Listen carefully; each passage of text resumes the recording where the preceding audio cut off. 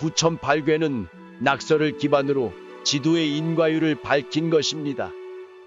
바람은 하늘에 기인하고 산은 땅에 기인하며 고가 있으니 낙이 있습니다.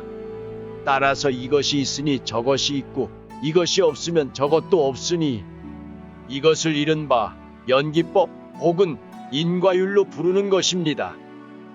파도는 바람에 기인하고 바람은 기압차에 기인하며 기압차는 온도차에 기인합니다. 온도차가 발생하는 이유는 결국 지구가 둥글고 지축이 기울었기 때문인 것입니다. 연이은 인과의 결합은 마침내 하나의 유기적 시스템을 구성합니다.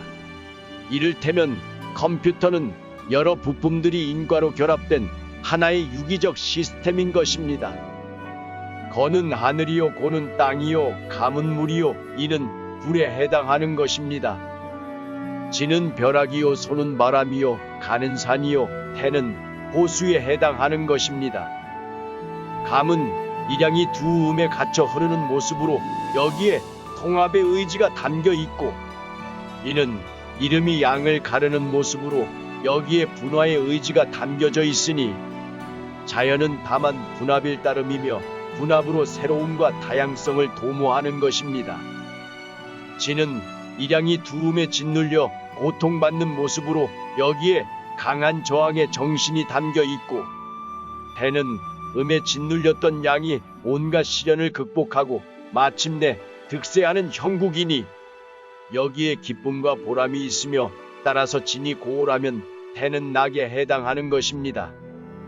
산은 땅의 의지에 일어나고 바람은 하늘의 의지에 일어나며 수화가 승부하는 가운데 바람은 비구름을 생성하고 산은 계곡을 형성하며 기상의 여건에 따라 가뭄과 홍수, 흉년과 흉년이 들고 나기를 거듭하는 과정에 우리의 삶 속에는 항상 울고 웃는 고락이 함께합니다.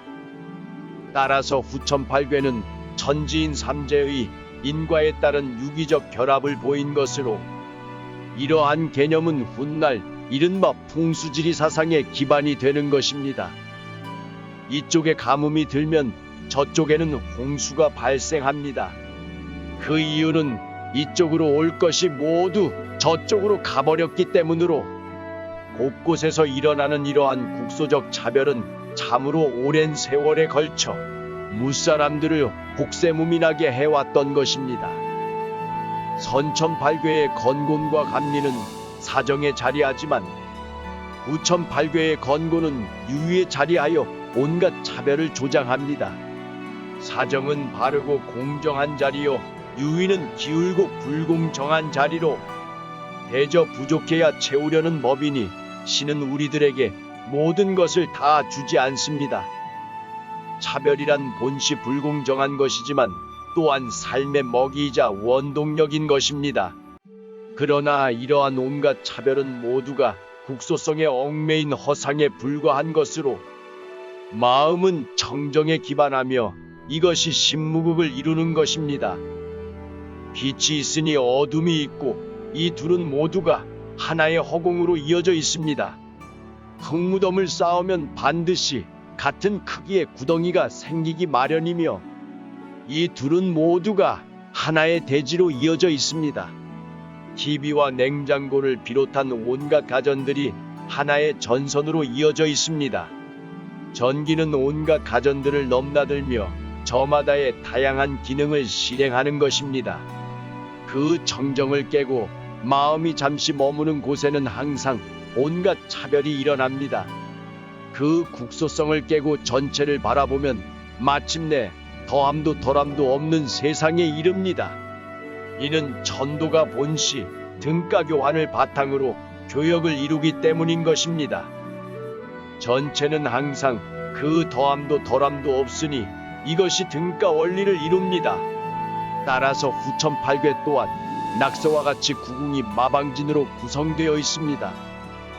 생수인 1, 2, 3, 4의 합은 10이니 이는 원자재를 이루는 것이고 성수인 6, 7, 8, 9는 원자재를 이용해 만든 최종 결과물에 해당하며 원자재와 최종 결과물은 결국 좌우로 서로 인과의 관계를 이루는 것입니다. 빵을 만들려면 제빵사가 있어야 하고 제빵사 이전에는 밀가루가 있어야 합니다. 이를테면 12밀가루라면 오는 제빵사에 해당하는 것으로, 제빵사는 물을 이용해 밀가루를 반죽하고 불을 이용해 온갖 빵을 만듭니다. 따라서 제빵사가 좋은 빵을 만들려면 물과 불의 적절한 조화를 필요로 합니다. 그러나 세상 만사가 모두 자신이 뜻하는 대로 이루어지면 좋겠지만, 대저 이 세상에 이루어진 모든 것에는 신령이 깃들어 있어 본시 자신이 원하는 삶만을 고집할 수가 없는 것입니다. 초라한 애벌레와 화려한 나비 중에 모두가 원하는 것은 무엇일까요? 장자의 호전몽은 그 무상함 속에 숨겨진 본질을 깨닫게 해줍니다. 중심의 오가 본질이라면 가장자리는 그 본질이 이루는 각각의 상에 해당합니다. 진화는 불생불멸 불구부정 부중불감의 천상천하 유아 독존인 것이니, 그 무상함 속에 항상 깃들어 있는 청정한 모습을 바라볼 수 있어야 합니다. 그 무상함 속에 항상 깃들어 있는 연속적인 모습을 이른바 상이라고 합니다.